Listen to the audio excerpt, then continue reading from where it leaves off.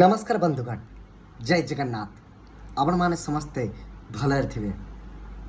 Match थिला India versus England नुआ दल सहित भारत तार विजयी जारी करने को जाऊँच कहीं कालीर मैच देखिले भारत विजयी भेला भाया लगुच।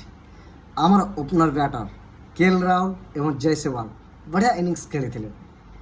जयसवाल शतक मारी आउट होते तापर captain Prince of captain Virat Kohli को जगार आसी सी होती गिल बढ़िया काली पूरा प्रिंस भाया खेलिले काली एवं सी भी शतक कर जीए पूरा टेस्ट को पकड़ कर रखी पूरा एड़े तेड़ा शॉट मारिकी ऋषभ पंत काली 65 रन पारी जो खेली बोवाल मैच रे भारत अच्छी।